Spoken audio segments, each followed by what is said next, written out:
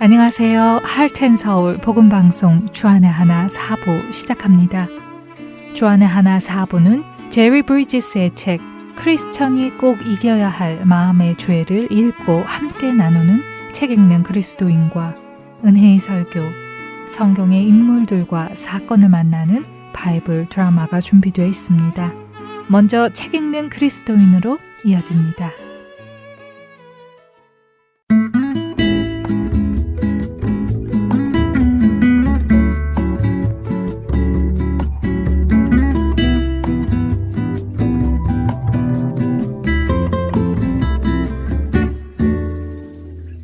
애청자 여러분 안녕하세요. 책 읽는 그리스도인 진행의 최강덕입니다. 삶 속에서 용인하고 용납하고 있는 죄가 무엇인지, 그리고 그 죄들을 어떻게 다룰 수 있는지 그 방법을 배워보는 시간으로 제리 브리지스 작가의 크리스천이 꼭 이겨야 할 마음의 죄라는 책을 나누고 있습니다. 우리는 우리에게 주어진 세상에서 살아갑니다. 안타깝게도 이 세상은 멸망할 세상이라고 성경은 우리에게 가르치십니다. 세상이 멸망할 것이라는 말의 의미는 세상을 이끌어가는 그 가치관이 하나님의 가치관과 반대된다는 의미입니다. 그렇게 세상을 이끌어가는 가치관을 세속이라고 합니다. 세속은 사람이 살고 있는 모든 사회를 통틀어 말하기도 하면서도 그 사회 안에 있는 일반적인 풍속을 의미하기도 합니다. 그래서 누군가를 향해 저 사람은 세속적이다 라고 말한다면 그 사람은 자신이 세운 어떠한 기준을 따르기보다 다른 사람들이 살아가는 대로 살아가는 사람을 의미하지요. 그런데 이 말은 참 이해하기가 힘듭니다. 세속적이다 하는 말이 일반적인 세상의 사람들이 쫓는 풍속과 가치관이라면 일반적인 사람들은 모두 세속적이어야 하지 않을까요? 그렇다면 일반적이지 않은 사람들은 어떤 사람들일까요? 자신들은 세속적인 가치에 가치를 두지 않고 고매한 삶을 사는 사람들일까요?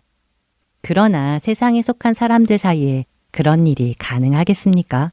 사실 그 모습만 다를 뿐 결국은 모두 세속적인 것이 아닐까요? 세속성과 구별될 수 있는 유일한 것은 사실 세상에 속하지 않는 하나님 나라뿐입니다. 마음의 죄의 저자 제리 브리지스는 우리가 삶 속에서 쉽게 용인하는 죄 중에 하나를 세속성이라고 지적했습니다. 이와 함께 제리는 세속성을 이 세상에 속한 일들에 집착하거나 마음을 빼앗기거나 몰두하는 것이며 불신앙적인 우리 주변 사람들의 가치관과 관습, 관행을 그대로 받아들이는 것이라고 정의합니다. 제리는 우리의 성경적인 가치관에서 분명하게 죄를 볼 수 있는 세속적인 것들은 굳이 지적할 필요가 없다고 말합니다. 이미 우리가 분명히 그것들이 죄인 것을 알기 때문이지요. 문제는 우리가 그리 크게 죄라고 생각하지 않는 세속성이 있다는 것입니다. 그리고 그런 모습을 세상의 관습이나 가치관이 성경적인지 아닌지 따져보지도 않은 채 그냥 수용하는 것이라고 지적합니다. 제리는 그런 모습을 구체적으로 세 가지의 영역에서 다루는데요. 첫째는 돈입니다. 우리는 돈을 사랑하는 것이 일만하게 뿌리가 된다는 사실을 잘 압니다. 또한 돈과 하나님을 함께 섬길 수 없다는 사실도 성경을 통해 잘 알고 있지요. 그렇게 스스로를 크리스천이라고 부르는 사람들 중에 세속적으로 돈을 쫓거나 돈을 모으는 사람은 그리 많지 않습니다. 그런 모습은 누가 보아도 돈을 사랑하는 사람인 것이 명백하기 때문이지요. 제리가 지적하는 세속적인 돈을 향한 자세는 우리가 돈을 대하는 마음이나 그 돈을 쓰는 방식에서 찾을 수 있다고 합니다. 제리는 미국 교회의 지난 역사 속 데이터를 이용하며 1920년대 미국 교회가 모은 전체 헌금의 10% 이상을 선교비로 쓰던 것이 2000년대에 들어와서는 3% 이하로 줄어든 것을 지적합니다. 쉽게 이야기하면 교회가 예전에는 헌금이 $100가 들어오면 자기 교회를 위해 $90를 썼고 10달러는 복음을 전달하는 데에 썼다면 2000년에 들어와서는 $100 중에 97달러를 자신을 위해 쓰고 3달러를 복음 전하는 데에 사용했다는 것이지요. 이것은 돈 문제에 관한 한 미국 크리스천들이 하나님께 점점 인색해지고 있다는 사실을 보여주는 것이라고 말합니다. 자신을 위해서 집, 자동차, 옷, 값비싼 전자제품들을 사는 것에는 넉넉하게 쓰지만 하나님 나라의 확장을 위해서는 돈을 아낀다는 것입니다. 우리의 돈을 쓰는 방식이 세속적이라는 것입니다. 사실 돌아보면 그렇습니다. 세상은 새로 나온 물건들, 유행하는 옷들을 사는 데에 많은 돈을 지불합니다. 자신들의 삶이 최첨단의 문화를 누리는 데에 부족하지 않도록 투자합니다. 물론 그리스도인들도 집이 있어야 하고 옷이 있어야 하고 차가 있어야 합니다.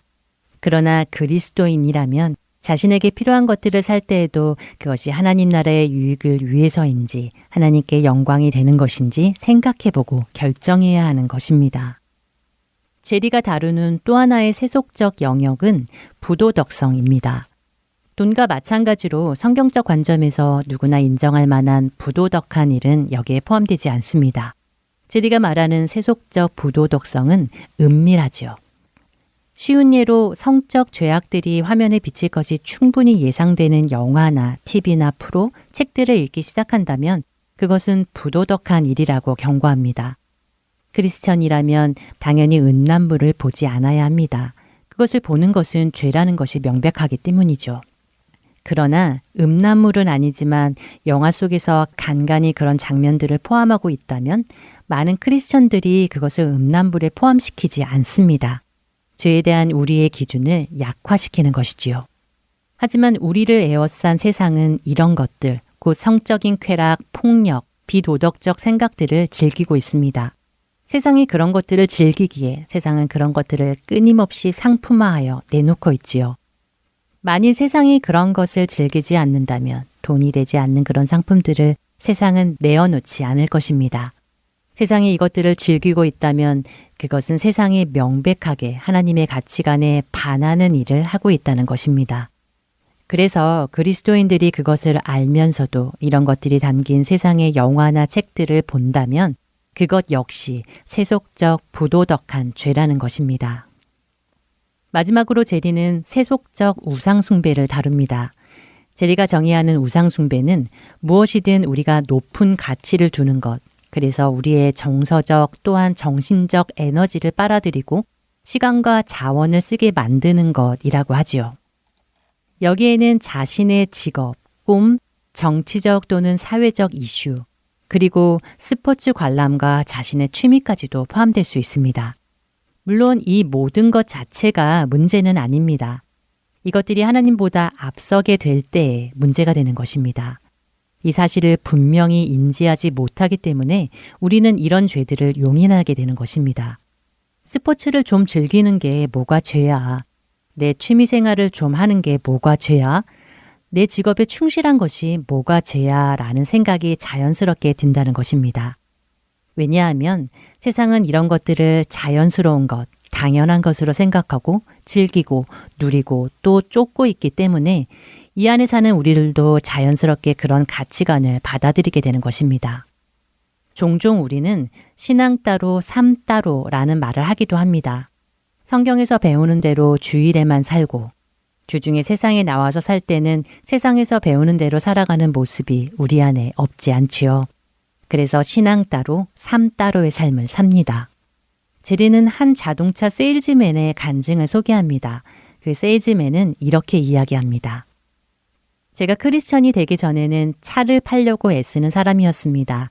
하지만 크리스천이 된 뒤로 저는 차를 팔려 애쓰는 사람이 아니라 사람들이 차를 사는 것을 도와주려고 노력하게 되었습니다. 라고요. 크리스천이 된다는 것은 살아가는 동기와 목적이 세상과 달라졌다는 것입니다.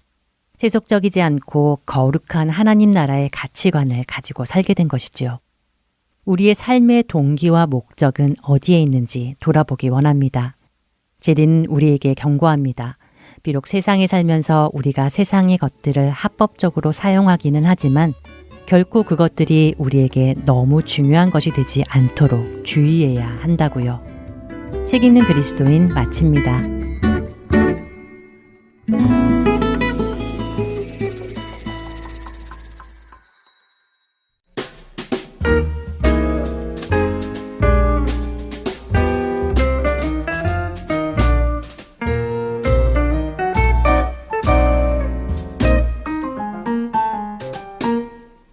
천사 찬송하기를 거룩하신 구주께 영광 돌려보내세. 구주 오늘 나셨네. 그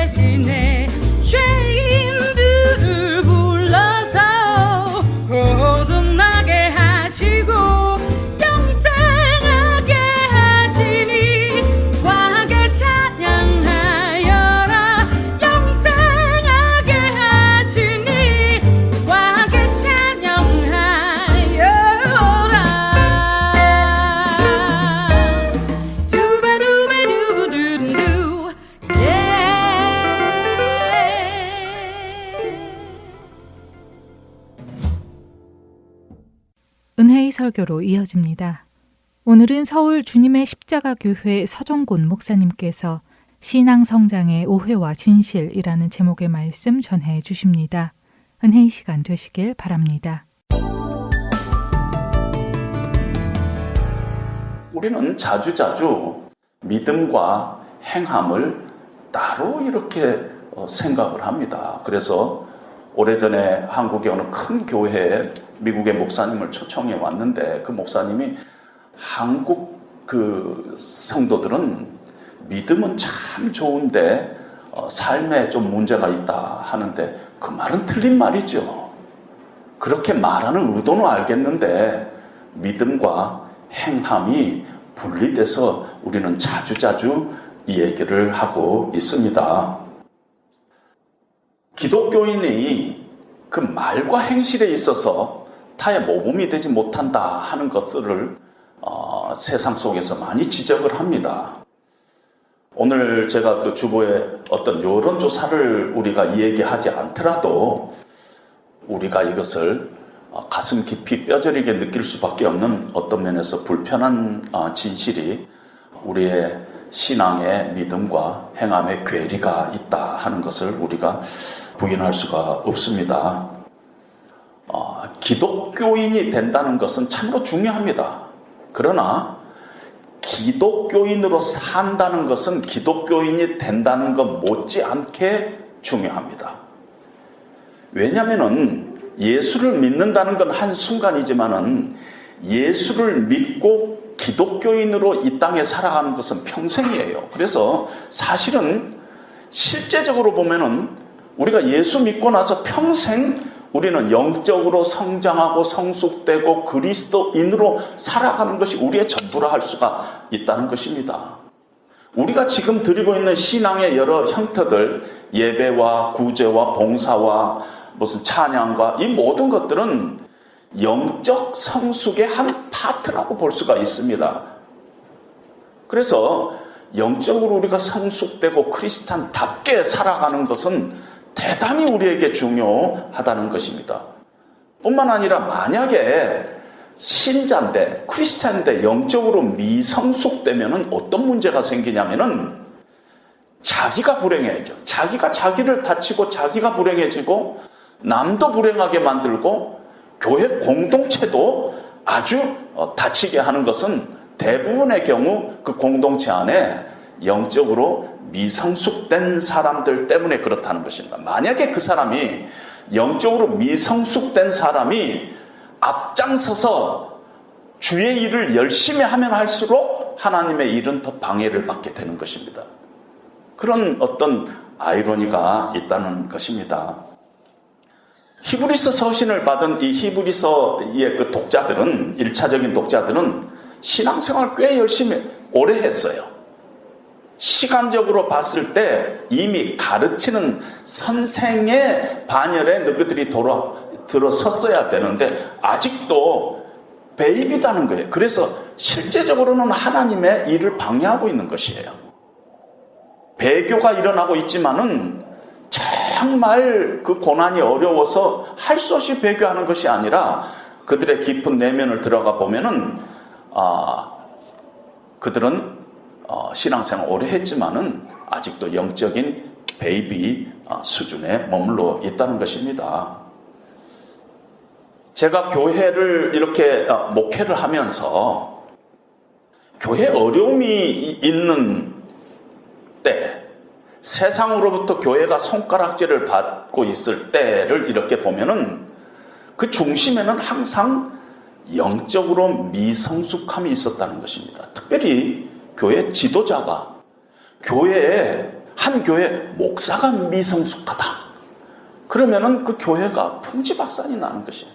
뭐 장로님도 마찬가지지만 가만히 들어가 보면은 교회 어려움이 있을 때 들여다보면은 그 안에 영적으로 미성숙함이 교회에 계속적으로 활개를 치고 있다는 것입니다. 한국의 어느 도시에 제일 큰 교회가 있어요. 그런데 그 아버지 목사가 아들에게 세습을 하고 싶은데 교단법이 바뀌어가지고 세습을 할 수가 없어요. 그래서 짜낸 아이디어가 교단법에 접촉하지 않게 하기 위해서 어떤 거가 있느냐면 아들을 개척교회로 한 3년간 내보냈다가 다시 그 교회로 들어오는 방법을 쓴 거예요. 그런데 개척교회를 간판까지 다 걸었어요. 근데 주일날은 문 닫아져 있어요. 왜냐하면 아무도 모이지 않으니까 그냥 명맥뿐인 개척교회를 하다가 매스컴에서 문제를 지적을 하게 됐습니다. 그래가지고 그 목사님이 교단을 탈퇴하는 공동회를 여는데 제가 그 공동회에 그 과정을 녹화해 놓은 것을 이렇게 보는데 완전히 이건 세상에 있을 수 없는 일들이 그 안에서 벌어지고 있는 거예요.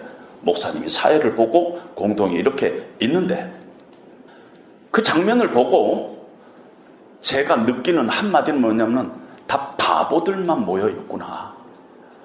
1000명이 모였든 2000명이 모였든 저 교인들은 다 바보들이구나 하는 생각밖에 안 들었어요. 바보들이구나.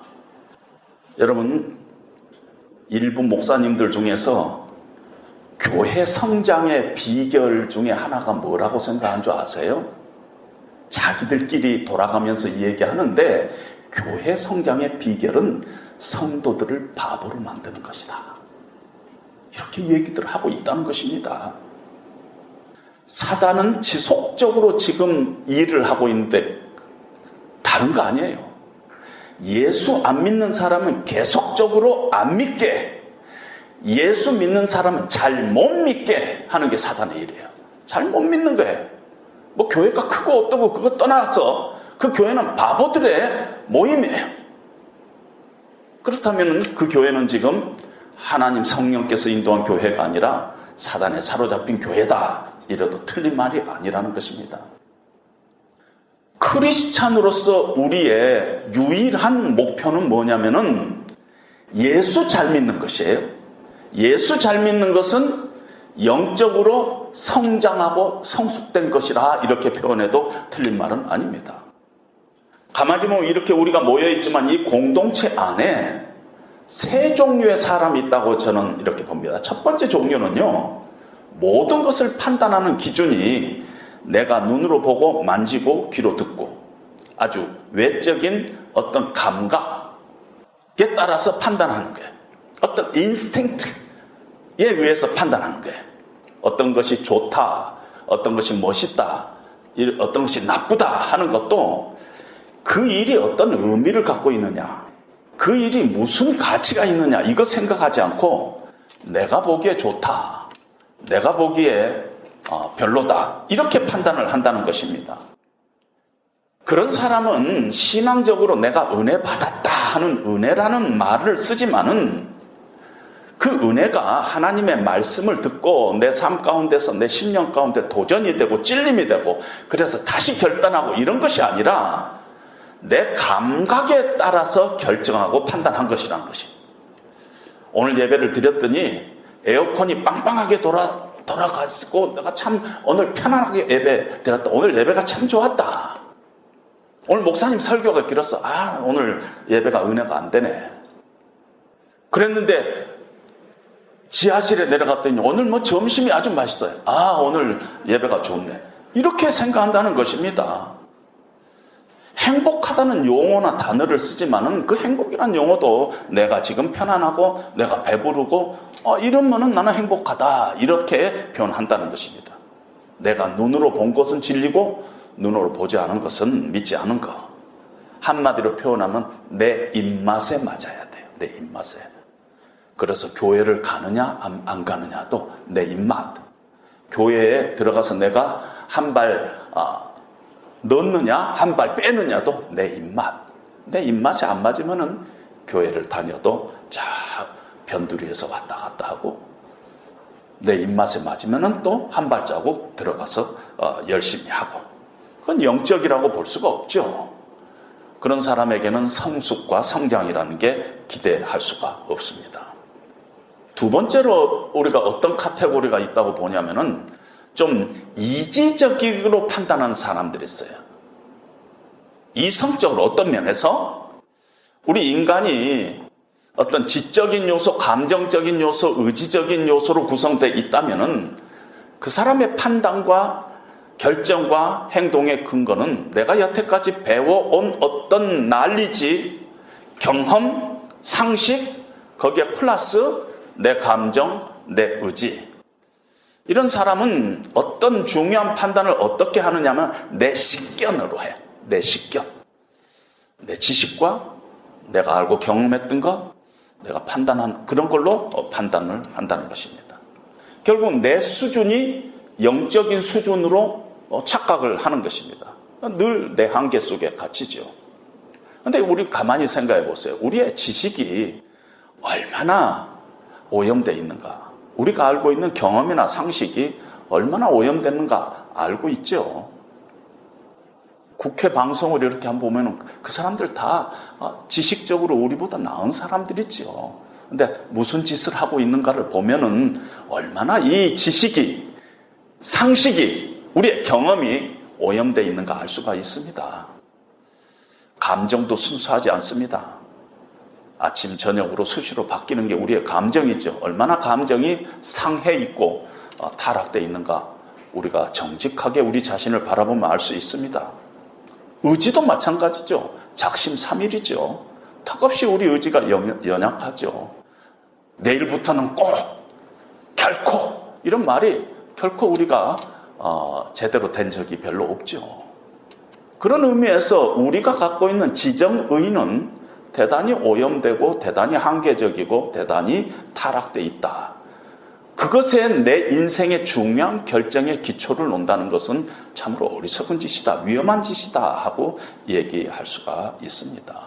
물론 이런 부류의 사람들 중에서 합리적이고 논리적이고 객관적이고 점잖은 것 때문에 세상 사람들이 바라볼 때는 참 성숙이라는 것을 느낄 수는 있어요.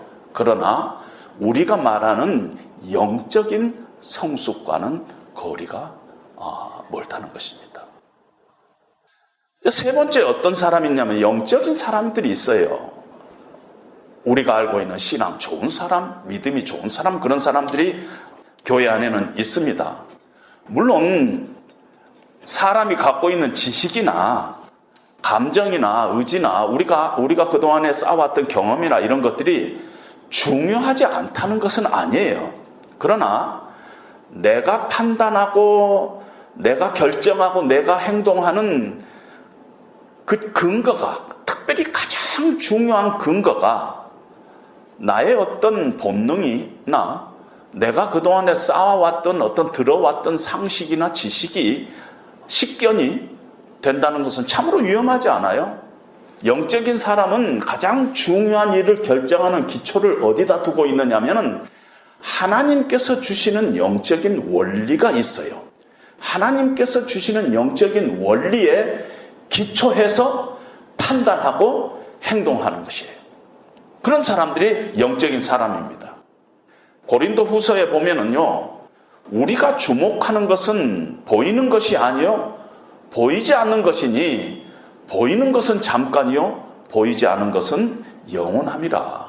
우리가 보지 않고 있지만, 보이지 않지만은 이 하나님의 경륜 안에 지금 삼라만상이 통치되고 섭리되고 있어요. 그 안에 하나님의 어떤 영적인 원리가 이 세상 속에서 보이지 않지만 우리가 믿음의 눈으로 보면은 보이는 그런 영적인 원리에 따라서 이 세상이 지금 통치되고 있다는 것을 우리는 인정할 수밖에 없다는 것입니다. 그 영적인 원리로 우리가 삶의 중요한 부분을 해석하고 판단하고 결정하는 사람이 영적인 사람이라는 것입니다. 그리고 그 영적인 원리는 내 안에 있지 않아요. 내 안에 있다면은 그 내 안에 있는 지식이 거듭난 지식이에요. 감정이 거듭난 감정이에요. 우리가 요한복음 3장에 니고데모가 거듭남에 대한 이야기를 예수님과 하는데 이 거듭남이란 단어가 갖고 있는 그 원래의 의미는 위로부터라는 뜻이에요. 거듭남이라는 거. 그러니까 이 영적인 원리는 내 안에서 내가 그동안에 배워왔던 어떤 상식이나 경험에 의해서 얻어지는 것이 아니라 위로부터, 하나님으로부터 난 지혜라는 것입니다. 시편 40편에 보면은 다윗이 하나님 앞에 범죄했어요. 그래서 내가 이 범죄한 것을 하나님 앞에 용서를 받고 싶은데 그 당시에는 무슨 용서를 받으려면은 제사를 지내는 방법밖에 없어요. 왕이니까 제사를 지냈으면은 자기가 하나님께서 제사를 원했다면은 수천 마리의 양이나 소라도 다 하나님 앞에 드렸을 텐데 그렇지 않은 거예요. 하나님께서 그 마음에 그런 말씀을 주시지 않은 거예요. 근데 시편 40편에 보니까 주께서 내 귀를 통하여 내게 들려주시기를 제사와 예물을 기뻐하지 아니하시며 번제와 속죄제도 요구하지 아니하신다. 하나님께서 내 귀에 하나님의 뜻을 들려주신다는 거죠. 자기는 하나님 앞에 번제와 속죄제를 드리려고 했어요. 그런데 하나님이 내 귀를 통해서 들려주시는 영적인 원리, 진리가 있다는 거예요. 하나님의 뜻이 있다는 거예요. 그래서 시편 50편에 51편에 주께서 제사를 기뻐하시지 아니하시니 그렇지 아니하였으면 내가 하나님 앞에 제사를 드려야 되는데 주께서 나에게 원하시는 것이 상한 심령을 원하시고 있다는 것이요. 주께서 원하시는 것은 나의 상한 심령이라는 것을 주께서 나에게 알려주신다는 것입니다. 이것이 바로 영적인 위로부터 난 하나님의 원리인 것입니다. 우리의 마음속에 우리가 그동안에 배워왔던 어떤 상식, 그런 어떤 경륜을 통해서 얻어지는 것이 아니라 중요한 원리들은 하나님께서 위에서 주시는 원리라는 것입니다. 따라서 우리는 이렇게 잠정적인 결론을 내릴 수가 있어요. 영적인 성숙은 크리스찬의 최대 목표인데 크리스찬이 아니고서는 할 수 없다는 것이죠. 영적은 크리스찬만이 할 수 있어요. 그러니까 세상 속에서 예수를 안 믿는 사람 속에서 우리가 보면은 참 성숙한 사람이다. 우리가 그렇게 얘기할 수 있는 사람들이 있어요. 인간적으로 보면은 참 사람이 나이스하고 참 점잖하고 성숙됐다. 우리가 이렇게 표현할 수 있지만은 영적인 사람은 아니다. 이렇게 이야기합니다. 크리스찬만이 그 영적인 원리는 하나님께서 우리 믿는 자에게 주시는 그 원리를 우리가 가지고 이 세상 속에서 우리가 그걸 가지고 고민하고 그걸 가지고 내 삶을 판단하고 해석하고 적용하고 하는 것을 할 때 우리는 그 사람을 영적인 원리에 의해서 살아가고 있는 영적인 사람이다. 그렇게 얘기할 수가 있습니다. 두 번째로 어떤 작은 결론에 도달할 수 있느냐면은 예수를 믿으면은요 반드시 계속 성장해 가야 돼요. 그러니까 성경에는 현상유지라는 옵션을 우리에게 주고 있지 않아요. 현상유지는 세상 속에서는 있을 수 있을까 모르지만 영적인 성장에서는 현상유지는 있을 수 없어요. 안 자라면 타락하게 돼 있고 안 자라면 하나님 앞에 보기 싫은 거예요. 그렇지 않아요? 어린아이가 2살 때 젖병을 빨고 있을 때는 이쁘지요. 40살 때 젖병을 빨고서 보기 싫지요. 그건 있을 수가 없다는 것입니다. 그것이 성경의 가르침입니다. 자라지 않고 그냥 현상유지라는 거 있을 수가 없고 반드시 타락하게 돼 있다. 이제 마지막으로 그러면 우리가 영적인 성장은 어떻게 하는 것인가? 성경은 어떤 원리를 우리에게 제공하고 있는가 했을 때 한마디로 표현하면 훈련을 통해서. 오늘 보니까 이 영적으로 장성한 자는 의의 말씀을 경험함으로 이렇게 표현을 하고 있어요. 의의 말씀을 경험하는 자들이에요. 근데 이 경험하다는 단어가 그냥 우리 한국말에서부터 느껴지는 경험하다가 아니라 바로 try 했다는 것이에요. 생활 속에서 테스트했다는 단어예요. 그러니까 하나님의 말씀을 내 삶 가운데 테스트 해봤다는 거예요. tried 해봤다는 것입니다. 끊임없이 연단을 받아, 이 연단을 받다는 뜻은 train themselves. 그러니까 그 하나님의 의의 말씀을 늘 내 삶 가운데서 적용해보고 테스트해 봄으로 인해서 자기 자신을 연단, 트레인해 가지고 그 하나님의 말씀에 따라 선과 악을 분별해 가는 자들이 성숙한 자들이다. 이렇게 이 얘기를 하고 있습니다. 배움을 통해서, 훈련의 과정을 통해서 이 일이 가능하다는 것입니다. 여러분, 세상에서도요, 훈련의 과정을 거치지 않고, 배움이라는 과정을 거치지 않고 뭐가 되는 일이 없어요. 그렇잖아요? 영적인 성장에도 마찬가지예요. 예수님은 전지전능하신 분임에도 불구하고 이 땅에서 순종을 배워. 예수님도 배움의 과정을 겪었어요. 어떤 면에서. 사도 바울도 나도 자족함을 배웠다고 했어요. 신앙의 위대한 예수님, 사도 바울까지도 배움의 기간을 가졌다는 것입니다. 그래서 우리가 기도할 때 이런 식으로 기도하는 사람들이 있는데 그건 절대 응답이 안 되는 것이에요. 하나님, 나로 자족하게 하여 주시옵소서. 하나님, 나로 인내의 열매를 맺게 하여 주시옵소서. 말이 안 되는 거예요. 자족하기를 배우는 과정이 있어야 되고 인내의 열매를 맺는 그 시간이 필요하다는 것이에요. 그 시간, 교육의 과정, 배움의 과정, 훈련의 과정이 없이 그냥 기도로 이루어지는 일은 없다는 것입니다.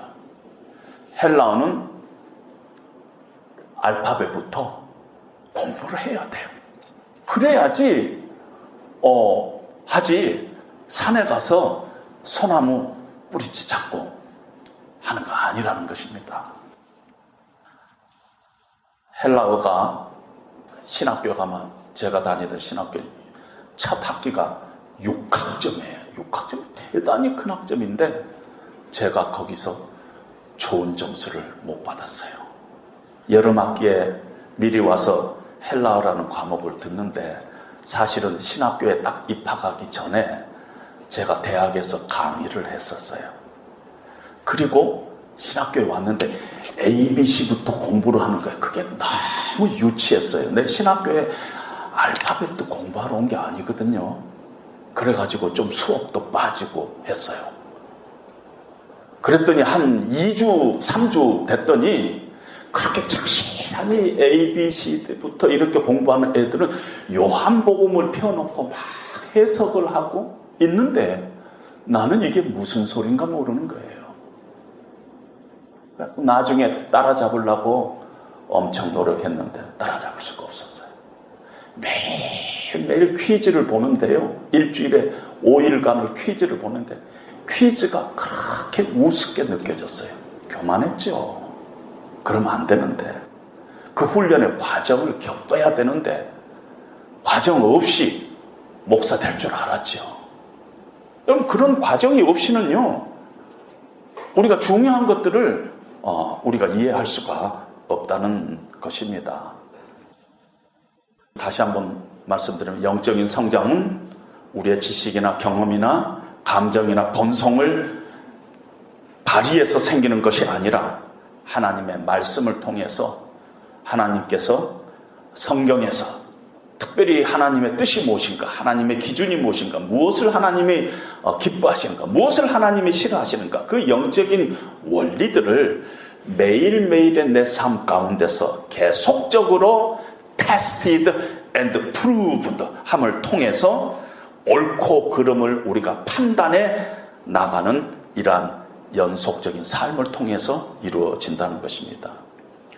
D.L. 무디라는 유명한 사람의 성경책은 책장마다 귀퉁이에 TP라고 써있다 그러잖아요.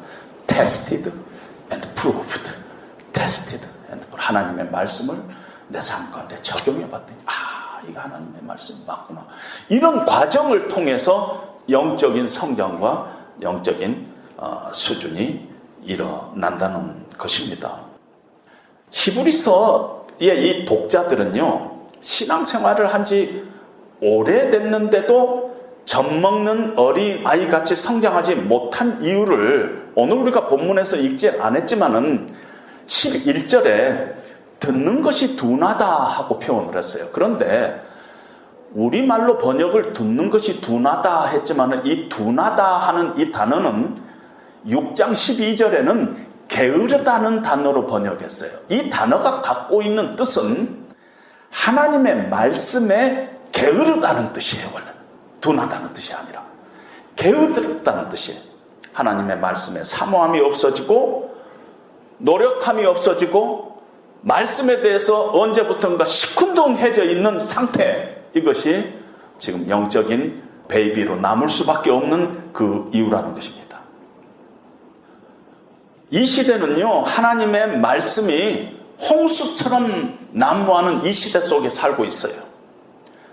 말씀을 곱하는 사람이 없어요. 그냥 유튜브 틀면은 유명한 목사님들 설교가 다 나오니까.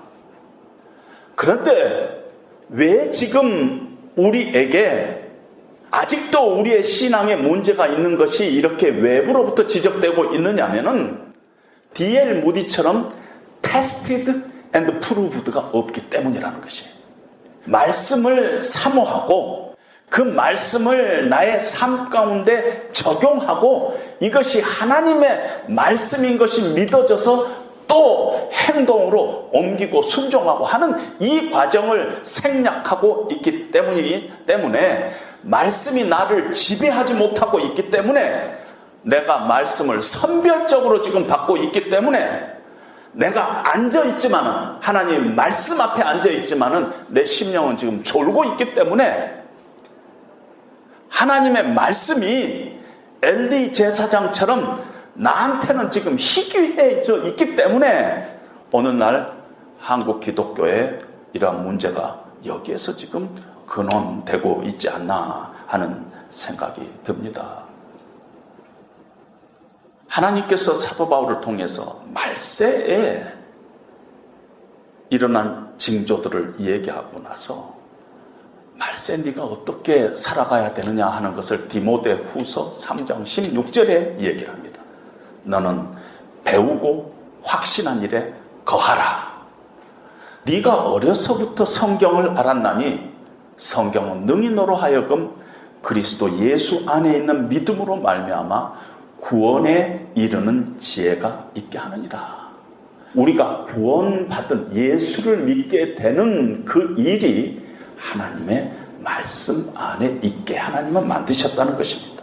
뿐만 아니라 모든 성경은 하나님의 감동으로 된 것으로 교훈과 책망과 바르게 함과 의로 교육함을 통해서 하나님의 사람으로 온전하게 되며 모든 선한 일을 행할 능력을 갖추게 하느니라. 이 하나님의 말씀이 자주자주 우리에게 티칭으로, 리뷰킹으로, 코렉팅으로 또는 트레이닝 in righteousness, 의로 교육함을 통해서 하나님의 말씀이 때로는 우리에게 하나님의 뜻이 무엇인가를 가르쳐줘요. 때로는 우리를 책망해요. 그럼 그 책망을 막 붙잡고 더 이상 성경을 읽지 못해야 돼요. 얼마나 그 책망이 중엄한지. 그리고 때로는 네의 삶 가운데 이걸 고쳐라 하고 성경이 말씀해요. 그리고 하나님의 의로 살아가는데 어떻게 하는가를 우리에게 교육을 합니다. 그럴 때 우리가 그 말씀에 순종해야지 순종까지 안 가면은 아무 소용이 없는 것이에요. 아무 소용. 그 순종하게. 내 경험이 무너져야 돼요. 내 생각과 내 습관이 무너져야 돼요. 그때 버티면은 아무리 성경을 읽어도 우리는 성숙되지 않은 것입니다. 그 말씀을 붙잡고 하나라도 오늘 내 삶 가운데 순종해 가는 것이 필요하다는 것입니다. 하나님의 말씀이 나에게 도전할 때 순종하고 나의 경험과 나의 생각과 나의 습관을 무너지게 하나님 앞에 우리가 그런 일들을 매일매일 삶 가운데서 할 때 이런 말씀의 훈련을 통해서 우리는 결국은 하나님의 사람으로 온전케 되며 모든 선한 일을 하기에 하나님께서 온전하게 하는 능력을 하나님의 말씀 안에다가 숨겨놓고 있다는 것입니다. 에베소서 4장에도 예수 그리스도의 장성한 분량에 충만한 데까지 자라가라. 이것이 우리에게 주시는 하나님의 명령인 것입니다. 남은 생에 여러분들이 하나님 말씀 붙잡고 말씀 씨름하시고 말씀 사모하시고 그 말씀 때문에 여러분들이 아파하고 말씀 때문에 여러분들이 무너지고 그 말씀 붙잡고 행하고 순종하고 그래서 하나님 앞에 성숙된 크리스찬 교회의 덕이 되고 다른 사람에게 스태핑 스톤이 되는 어떤 디딤돌이 되는 그런 역할을 하는 그런 귀한 은혜를 맛보는 저와 여러분 되시기를 주님의 이름으로 축원합니다.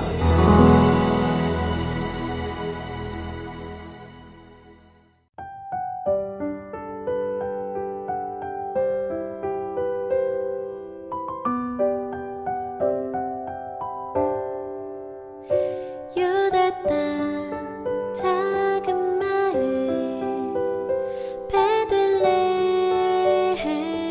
베들레헴에 사람의 몸을 입고 아들로 오신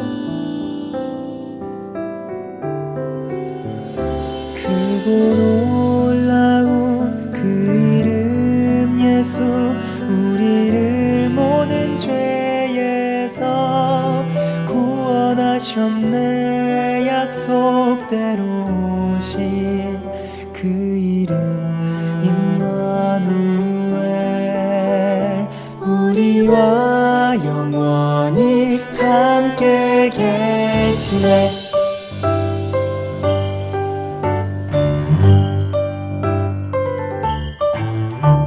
기뻐하라 베들레헴아 넌 작지 않도다 오늘 내게서 왕이 났도다 하늘에는 영광이요 땅에는 평화로다 다 나와서 주님께 경배드리자 헤이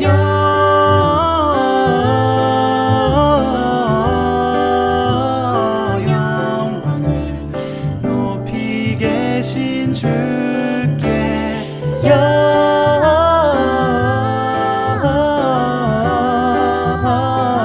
영광을 높이 계신 주님께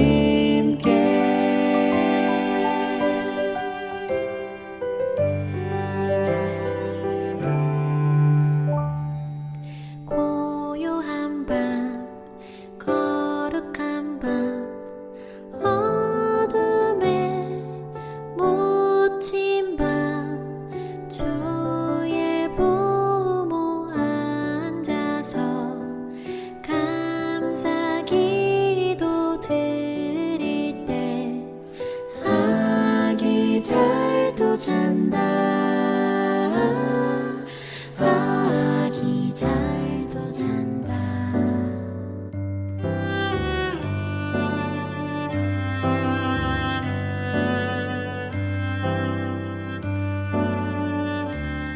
그 맑고 환한 밤중에 무천사 내려와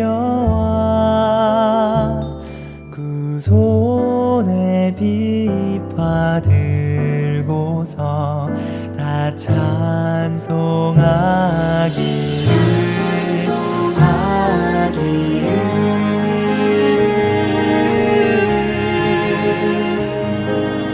이스라엘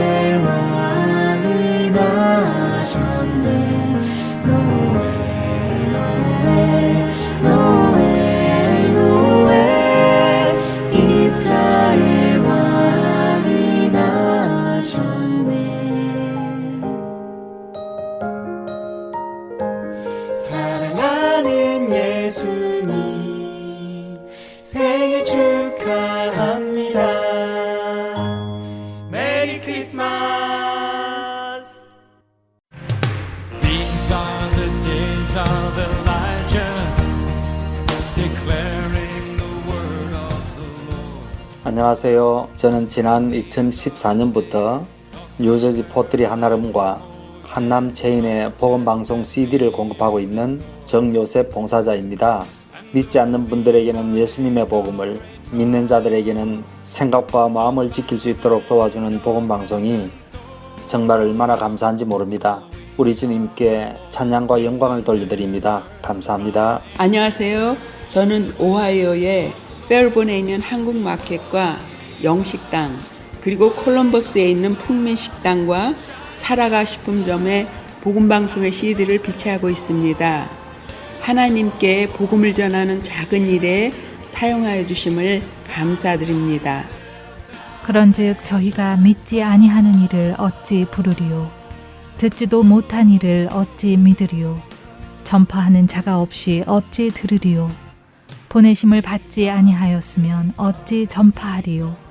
기록된 바 아름답도다 좋은 소식을 전하는 자들의 발이여 함과 같으니라. 복음 전파 사역의 동역자가 돼 주시겠습니까? 내일이 아니라 바로 오늘입니다. 할텐서울 복음 선교회로 전화 주십시오. 전화번호는 602-866-8999번입니다. And we are the laborers in your vineyard, declaring the word of the Lord. Behold,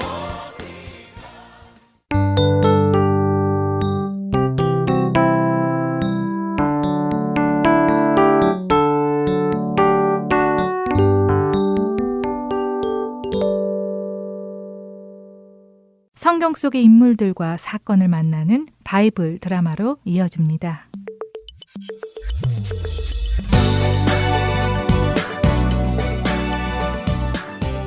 시청자 여러분 안녕하세요.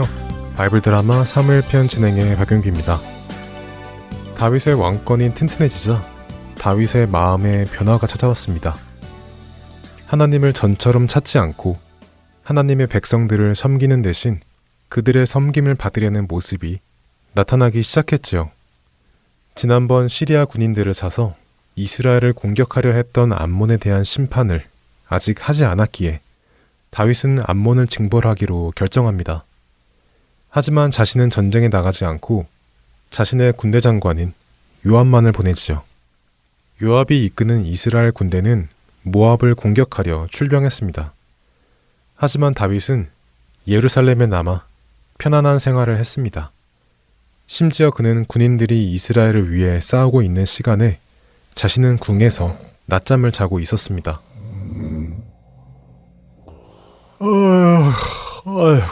아이고 잘 잤다. 아이고 요즘 이거 할 일이 없으니 그냥 낮잠만 쏟아지는구나. 이거 잠은 밤에 자야 되는데 또 낮잠을 자서 오늘도 늦게까지 잠이 안 오겠군.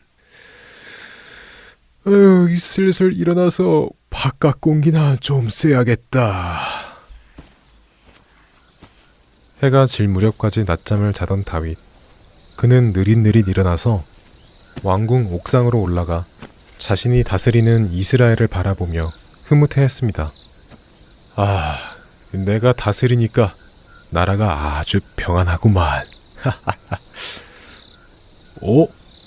아니, 근데 저게 뭐지? 옥상을 거닐던 다윗의 눈에 한 여인이 목욕을 하는 것이 보였습니다. 어둑어둑해서 그런가? 아주 아름다워 보이는군. 다윗은 자신의 눈을 그녀에게서 떼어야 함에도 불구하고 그녀가 목욕하는 모습을 계속해서 바라보았습니다. 그녀는 마침 자신의 생리가 끝나서 정결 예식으로 몸을 씻고 있었던 것이죠. 다윗은 자신의 신하를 부릅니다. 네, 다윗 왕이시여, 부르셨습니까? 아, 자네, 내 부탁 하나 들어줘야겠네.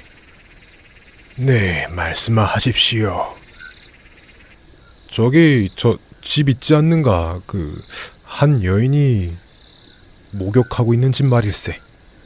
저 집이 누구의 집인가 가서 좀 알아보고 오게나. 네, 알겠습니다.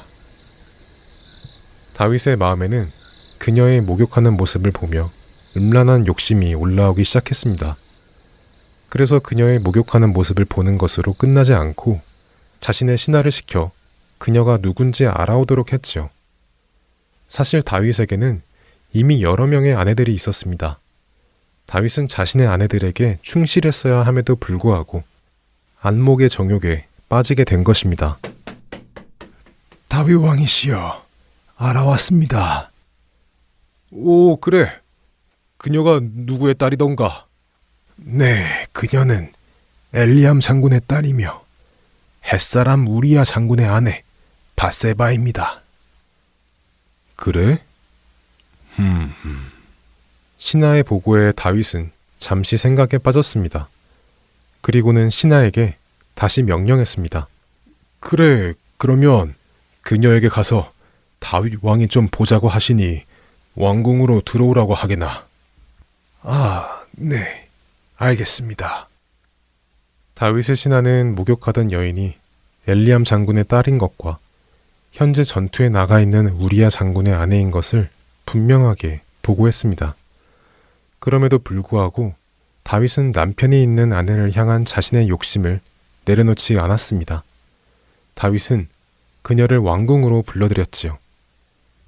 아무것도 모르는 우리야 장군의 아내 바세바는 다윗 왕이 자신을 찾는다는 말을 듣고 급히 왕궁으로 들어옵니다. 무슨 급한 용무라도 있는 줄 알았지요. 하지만 그렇게 들어온 바세바를 다윗은 자신의 침실로 끌어들여 동침을 하고 맙니다. 양을 치면서도 늘 하나님을 찾던 다윗, 블레셋의 골리앗 앞에서도 두려워하지 않으며 하나님의 이름으로 나가 승리했던 다윗. 사울 왕의 시기심을 피해 도망다니면서도 하나님께서 기름 부어 세우신 사울 왕을 스스로 공격하지 않았던 그 다윗이 하나님을 찾지도 않고 자신과 자신의 나라를 위해 전쟁을 나간 장군의 아내를 자신의 욕심을 채우는 데 이용해 버렸습니다. 바이블 드라마 사무엘 편, 다음 시간에 뵙겠습니다. 안녕히 계세요.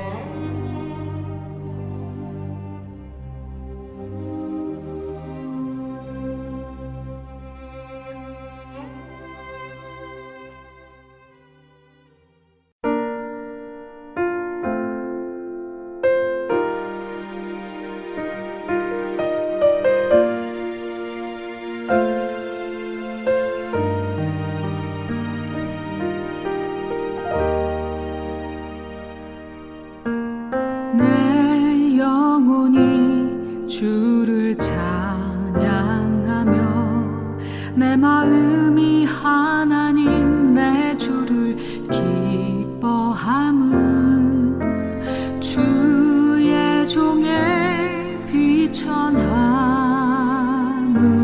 주께서 돌보심이라.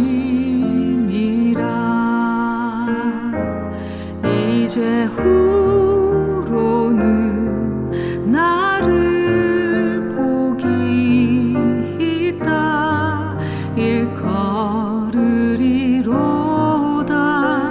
능하신 이가 큰 일을 행하시니 그의 이름 거룩하도다.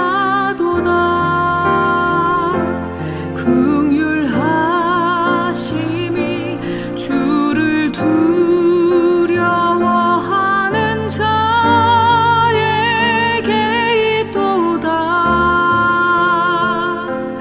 권세 있는 자나 주시고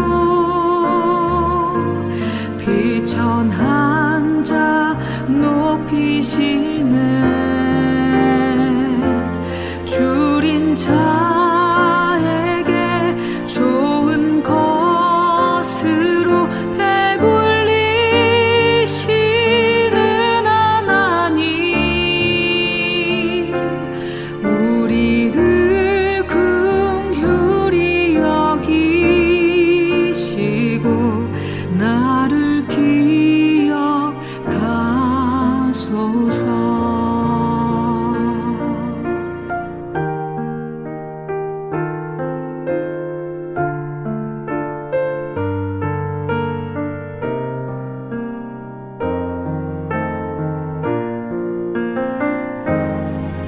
이제 후로는 나를 복이 있다 일컬으리로다 능하신 이가 큰 일을 행하시니 그의 이름 거룩하도다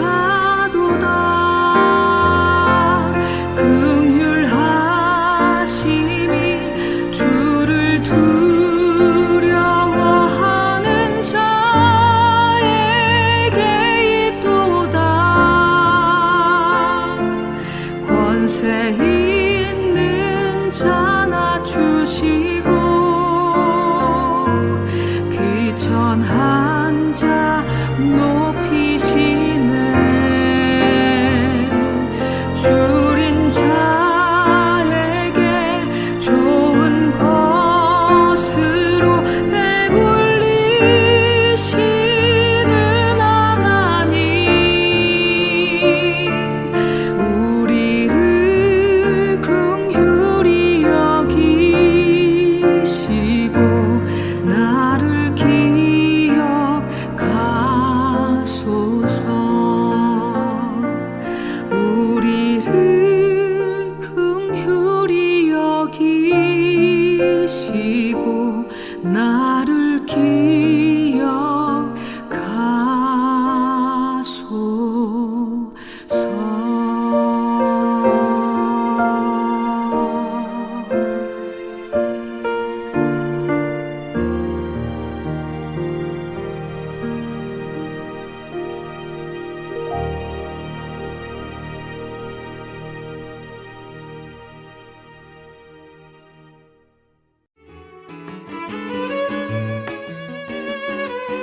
주안의 하나 4부 준비된 순서는 여기까지입니다.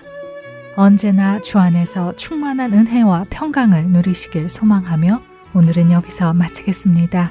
다음 시간까지 안녕히 계세요. 고맙습니다.